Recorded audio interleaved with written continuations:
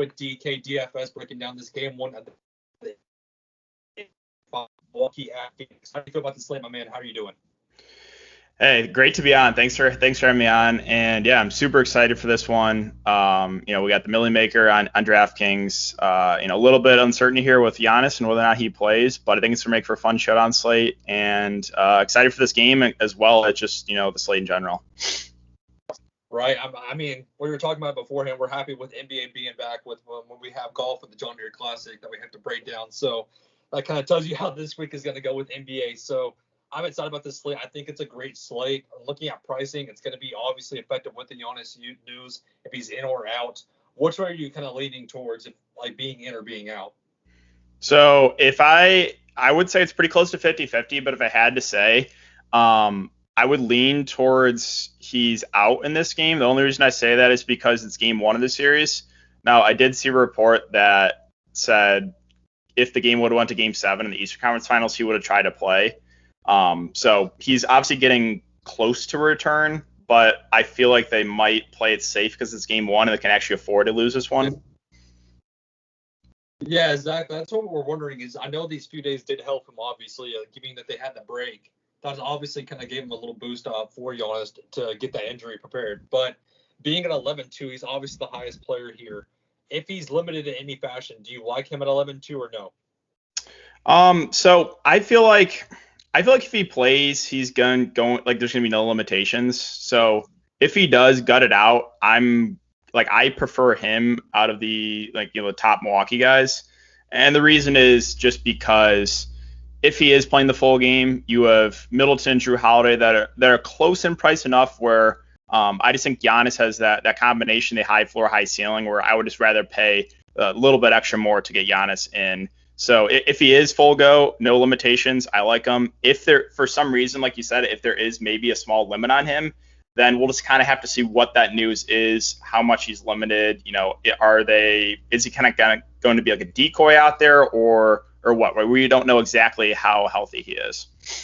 Because we've seen that with James Harden and kind of with Trae Young, how they used James Harden as a decoy that first game, and then he obviously boomed the second game. So We've seen this before. I think the Middleton price is what scares me off of that because of if Giannis is in, I don't want to pay Middleton 10-4. That's going to be the issue because how are you going to build this lineup with a Chris Paul, Devin Booker, and DeAndre Ayton? You can't literally with Giannis and Middleton at that high price range. Right. So in my opinion, if Giannis is full go, I like him at 11-2. I like him more so than Middleton and Drew Holiday. If I had to pick, though, I wouldn't mind getting Drew Holiday at 9-2 just because of that salary difference with Chris Middleton, obviously. But what are your thoughts on Chris Middleton if Giannis is in and if Giannis is out? Yes, I would say if Giannis is in with both Middleton and Drew Holiday, I would say they're both a little bit overpriced. Would prefer the salary on Drew since he's $1,200 cheaper. These two have been a little bit frustrating in the playoffs. They kind of take turns each series being good. It was Drew Holiday in the first series. It was Middleton against the Nets. So yeah, I kind of agree with you. Like I would rather take the discount on Drew Holiday over Middleton straight up. Now, if Giannis is out, then those two become, two of the top plays of the slate because their usage just goes way up, right? They're going to do it all, rebounds, assists, score the ball. So yeah, if Giannis is out, I mean, you load up on Middleton and Drew Holiday. They're going to be very high owned as they should be. If Giannis is in, I do think they're both a little bit overpriced. However, I probably would try to get to one of those guys to pair with Giannis if he's in, just for roster construction purposes. Exactly. So continuing with the Bucks, and then we'll break down the Suns after we break down the Bucks. Okay. What do you think of Brook Lopez at 7-4, given that he had a career high game not too long ago, which I don't know how that happened. Obviously, that was crazy in my opinion after I saw that because I was at work. But 7-4 for Brook, it's going to be interesting for me because of. He's going to be on the court with DeAndre Ayton. So how is this going to affect Brook Lopez in that way? Because we know Brook Lopez is more of a three-point shooter if he can get it in the open range and they'll push Giannis to the center possibly. So how is this affecting Brook Lopez at 7-4 to you? So yeah, if Giannis is in, I really don't have a ton of interest in Brook Lopez. I think he's too overpriced. The minutes we saw go down on him against Atlanta to start, like he was 4 straight games under 20 minutes or under 30 minutes, I should say. And the last 2 were 38 and 39 minutes. So If Giannis is out, I feel like he's going to have to be out there a good amount of the game. I would say 35 plus minutes. Obviously, they need him. They need a big body against DeAndre Ayton. But I would just kind of rank him as a secondary play. If Giannis is out, like fine with it, but like not really starting my lineup with Brook Lopez. You know, 2 games ago, I think was just more of an outlier. We had a 50 point game. Obviously, 4 blocks, 2 steals will help it. So really no interest if Giannis is in. If Giannis is out, I think he's a fine filler play. Which that kind of goes with reasoning of Bobby Portis, because if Giannis is in, Bobby Portis is going to be out of this rotation pretty much. He's going to be basically behind Brook Lopez. So in my opinion, this is what the big news is going to be like. If Giannis is in, I'm obviously not getting any Bobby Portis whatsoever. I'm kind of just crossing him off at 6'8", especially. If he was in the 2000s or 3K, then I would maybe look at a glance with him. But given that he's priced up at almost 7K with Giannis possibly in, I'm off of that. But if Giannis is out, this is what does interest me. Is he's a point per minute guy, obviously. And how is he going to go against DeAndre Ayton is what is questioning me. But he's kind of my mystery guy that I don't know what to do with because of the minutes and because of it's going to be DeAndre Ayton. It's a different matchup now with him. So if Giannis is out, that's where I wanted to get your thoughts on. Is he's kind of my GPP kind of mystery guy that I don't know what to do with just yet. So what do you think of Bobby Portis? Yeah, so if Giannis is out, I still think he's underpriced here. We saw 36 and 32 minutes the last couple games with Giannis out. As you said, he's a point per minute guy. Great fantasy producer. I would think if Giannis is out, he gets similar minutes. I would think, around 30, probably at close to a double-double. Now, he would be playing a decent amount at the 4 then as opposed to the 5 if Giannis is out. Now, if Giannis is in, that's what he'll play more the backup 5, as you said. So, obviously way overpriced if Giannis is in, because then he goes back to his role off the bench of, backup 5, maybe about 15 minutes. But yeah, if Giannis is out, I think he's still underpriced and one of my favorite plays in the show on slate. I wouldn't mind him throwing a flyer on him at the captain possibly if Giannis is out also. I wouldn't mind that. I'd rather go him than Brook Lopez. I think ownership was going to be more so on Brook Lopez because of the outlier game. So in my opinion, I wouldn't mind throwing a dart at Bobby Portis at captain, to be honest with you. Yeah, I'm good. I mean, not going to lie, I played Bobby. Oh, sorry. Oh, my bad. Go ahead. Oh, I was saying I played Bobby Portis a lot in the captain last series. Like I want to say almost every showdown slate I played Portis in the captain. Like even to start, when Giannis was in, he was like really cheap, so he allowed you to get those stars in there. And obviously when Giannis was out last couple games, he was way underpriced. So he is one of the few cheaper options that I am considering in the captain spot. And like you said, I'm good going there if Giannis is out. Well, especially with how overpriced almost Middleton and Drew Hall they are. If Giannis is out, like I said, I'd rather much go to Bobby Portis at the captain because I feel like people are going to chase that Brook Lopez game still. I think there's still kind of people wanting to get that 50-point game out of Brook Lopez. But in my opinion, I'd much rather go to Bobby Portis, obviously. So I don't mind rostering him at the captain slot. But then we're kind of going to the bottom of the barrel with Patty C and PJ Tucker, which obviously PJ Tucker is going to get the minutes. Pat Connaughton's I don't understand what Pat Connaughton's been doing in this playoff so far. It's been so weird to me what he's been doing with these games. What do you think of them two guys? Yeah, so it's frustrating with Pat Connaughton. Pat Connaughton's minutes are all over the place. Like you said, I don't really know what to make of that too. I don't really know if Giannis being in or out affects him too much. Like, I thought it would. It would. I did too, but like 2 games ago when Giannis was out, he only played 21 minutes. Now he went back to 30 minutes in the last game. I just think like either way, he's probably going to play about 25 minutes. So again, I don't know if his role changes a ton if Giannis in or out. 4.8K, not the best point per minute guy, can knock down some threes, but maybe a little bit overpriced. However, again, we are going to have to play some value options, and he's a guy that at least we're pretty confident in his role. Like I would be very surprised if his role gets like I would be very surprised if he plays under 20 minutes. So with him, you at least know he's going to be out there. And it's kind of the same thing with PJ Tucker, like not a good point per minute guy, but minutes probably hover around 30 to 35. Can knock down a corner 3 or 2, can fall into some rebounds. So those two, not the best point per minute guys. However, I think they're in play because they're going to play decent minutes in this series, and they're still relatively cheap. That's what I'm saying. It's been so frustrating just with Pat Connaughton with his minutes because we don't know what to expect. If you look at his past scores, literally, it's been 30, 12, 9, 18, 15, 10, 15, 2. So that just kind of gives you a sample size of what are we going to get out of Pat Connaughton. But I know it's the guaranteed minutes. I know the same thing with PJ Tucker. Like you said, it's guaranteed minutes that we're getting out of those two guys. With on the Suns bench, we kind of don't know here and there what the minutes are going to be like with a few guys. So dropping down, though, there's really nobody else I want on this team on the Milwaukee side. No Jeff Teague, obviously, for me. Forbes has been interesting this series also with all this playoffs with him. I mean, I didn't expect him not to at least play this many minutes. It's been weird with him. What do you think of Forbes? Yeah, Forbes, I mean, probably gets 10 to 15 minutes off the bench. We know really where he's getting his fancy points is. He's got to knock down those threes. Now, what was it? It was the first round series against Miami where he caught fire a couple games, and he actually had some decent scores. So I think, like I always mention this, I've mentioned this with Forbes, the last few weeks, that if he comes off the bench and gets hot and nails like 2 or 3 threes, I wouldn't be super surprised if like his minutes go up a bit and maybe Pat Connaughton or Tucker's minutes go down, right? I think it's possible that he could play 15 to 20 minutes if he does, shoot really well. And he's very, very cheap, but it's not something I can get to with confidence because obviously he's a guy that can literally get you 0 fancy points if he doesn't hit any shots. And more often than not, we're probably going to get around 10 minutes. So secondary contrarian value play, not a ton of interest for me, more of a large field GPP play.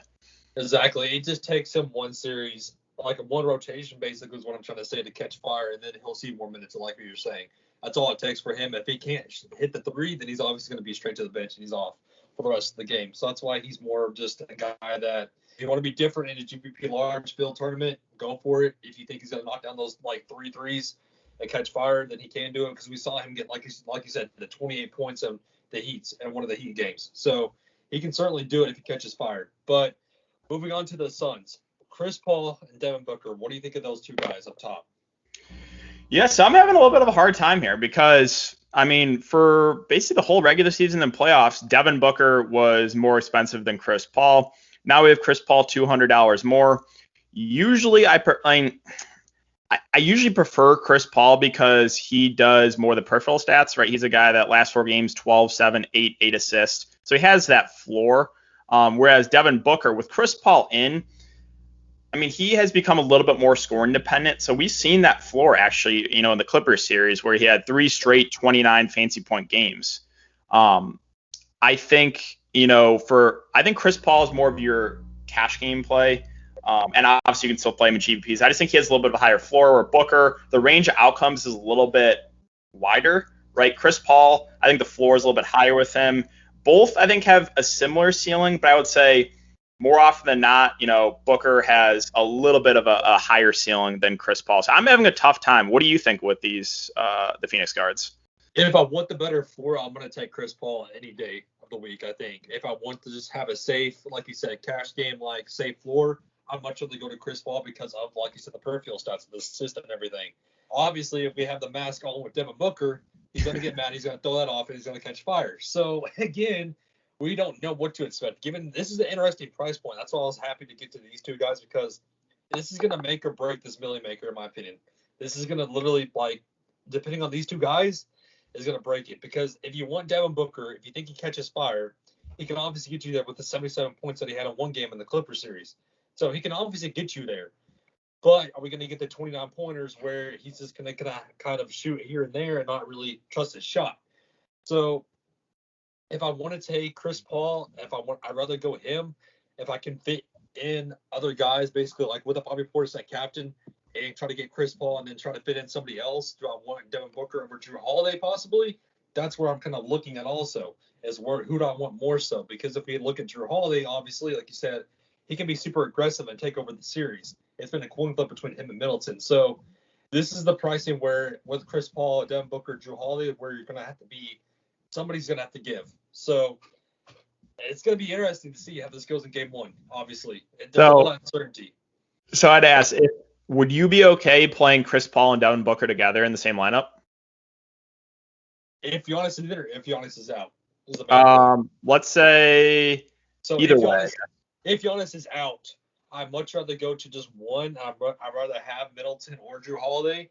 Yep. If Giannis is in, I'd rather double it up with a Devin Booker or Chris Paul because they're going to have the firepower, is what I'm trying to say. They're going to have to be somewhere. I don't want to pay Chris Middleton at 10-4. I'd rather go to two guys that I know are guaranteed going to be take over this team, or Chris Paul and Devin Booker, and then I know Giannis is going to do his own thing, is what I'm trying to say. Yeah, no, I think that makes a lot of sense because obviously if Giannis is out, it's going to be hard for me to get away from either Middleton and Drew Holiday, which means like you're probably going to be able to get one of those Phoenix guards. So, yeah, that makes a ton of sense. I agree with you. That's the problem is how we're going to fit in all these studs up the top because Chris Middleton's price is what's hurting us. Is at 10-4, that price is what's I don't like it, but we're going to have to figure it out. But going down to DeAndre Ayton. This is the guy I wanted to talk to you about also. What do you think of DeAndre Ayton here in this matchup at 8-4? It's been interesting with him this series. So, yeah, he's been a little bit up and down, with fantasy points wise. Minutes have been really secure for him. I think 35 to 40 minutes. I don't mind the matchup here against Brook Lopez. He'll probably get you close to double-double. He's basically got a double-double last 5 games here. He is a guy that can block some shots. We saw, 4 blocks from him 3 games ago. Other stat lines, 2 blocks, 1 block. So he's averaging like about 2 blocks a game in the last 5 games here. So all that being said, I think he is a safer option for sure. 8.4K, fair price. I don't know if he's my favorite play in the show on site, but I do think he is safe because as long as there's no foul trouble, and he's been doing a good job of staying out of foul trouble, minutes will be there for him. And all in all, this is just kind of safe play that I'm good with, and I think will be appropriately owned, I guess. See, I think he's going to be super low owned. You do? I think so because of, like you said, with the Drew Holiday, Devin Booker, Bobby Portis around that same area. Then you have just the 8-4 DeAndre Ayton sitting in the middle of Drew Holiday and Brook Lopez. Nobody else is in the 8K. So people are going to try to look at that and just kind of skip over, in my opinion. Yeah, I think it's possible. Again, this is game 1, so there's a lot of uncertainty going into this game. Right. Yeah, if I had to guess an ownership for him, I don't know. I would say probably around 50%, but you think it's going to be lower than that, obviously. I think it's a weird pricing for him at 8-4 because people are going to look over it and try to chase the Brook Lopez outlier game that obviously I'm not chasing still. But looking at Mikal Bridges and Jay Crowder, these are the two guys also that are going to have to step it up in this series in order to take over the Bucks. So I think Mikal Bridges, I think he's going to see good minutes out there, and the usage rate's going to be there for him. At 6,000, they're going to need that depth off of him. So I don't mind him at 6,000 as a contrarian play over Jay Crowder, in my opinion.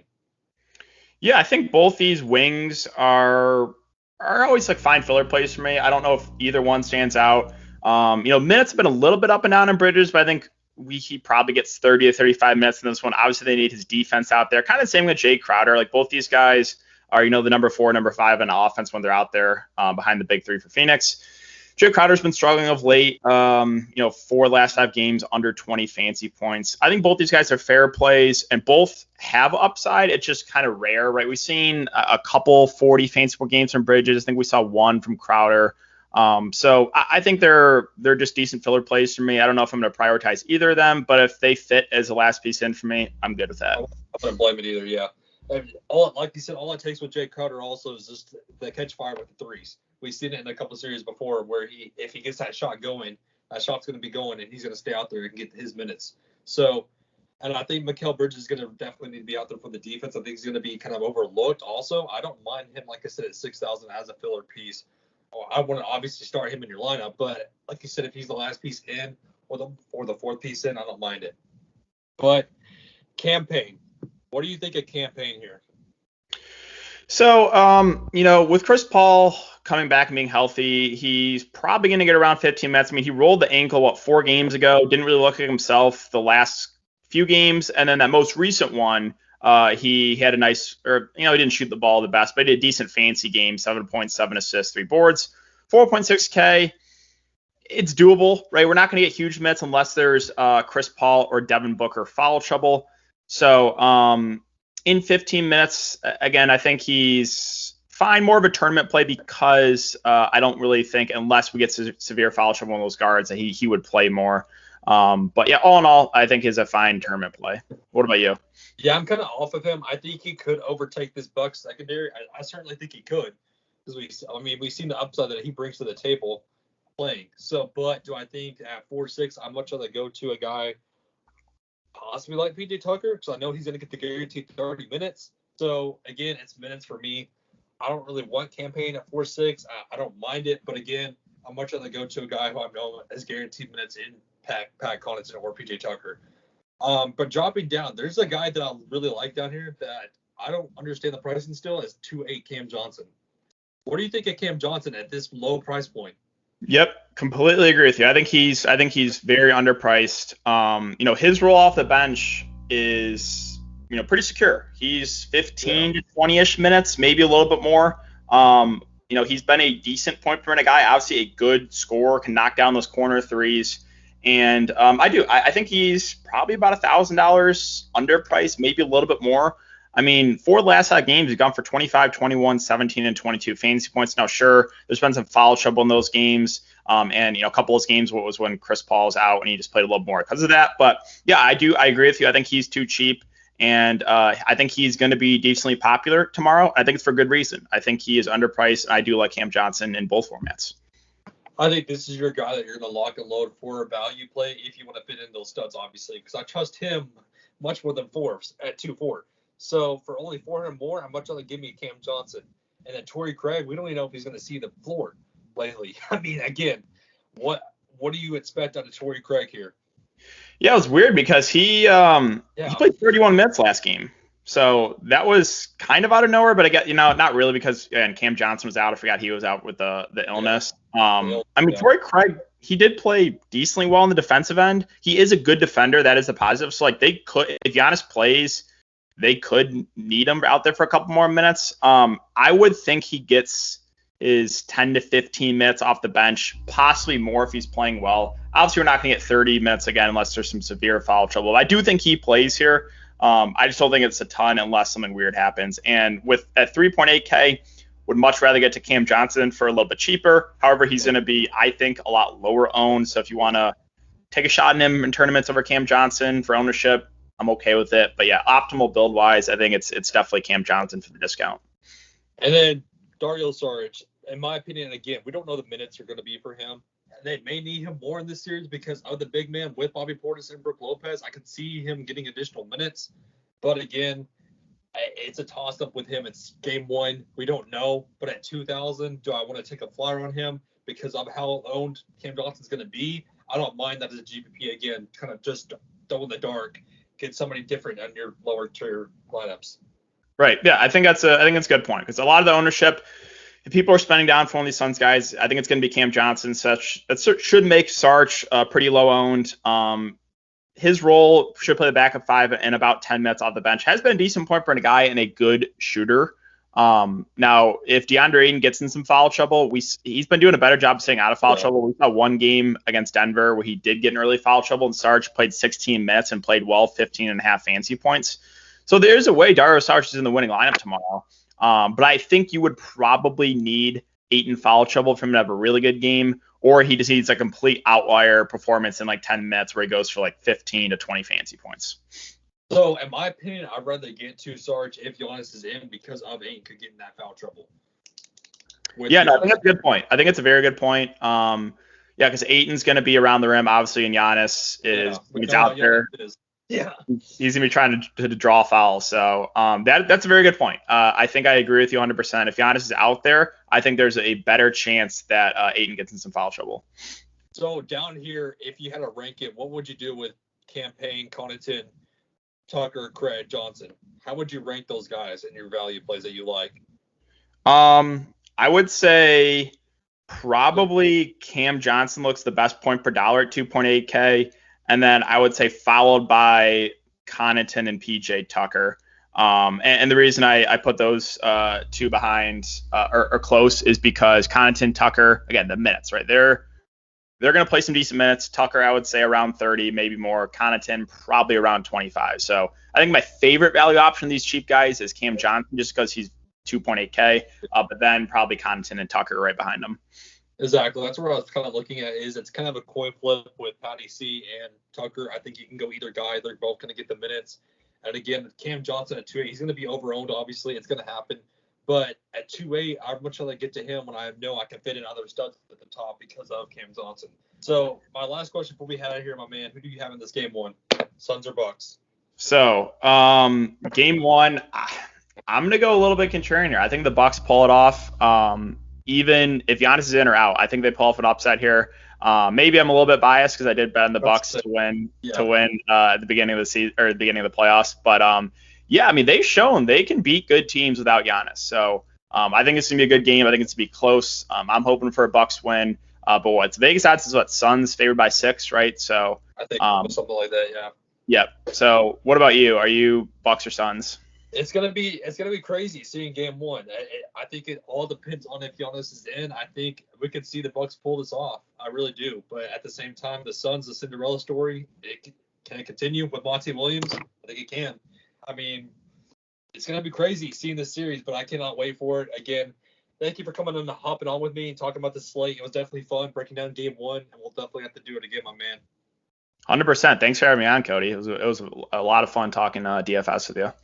Of course. So again, guys, before we head out of here, hit that like button for me. Definitely subscribe. Go check out DK DFS's channel. He breaks down every sport: CS:GO, Call of Duty, NBA. I know NFL's coming up. It's going to be pretty big, and then obviously PGA. So I'll have his links in my description below. So definitely go check him out. And again, come hang out with us in the Discord talking about this NBA slate, and definitely come hit me up on Twitter. So again, guys, this is game one in the NBA Finals, Milwaukee at Phoenix. Thank you for tuning in. Have a great and safe rest of your night, everybody.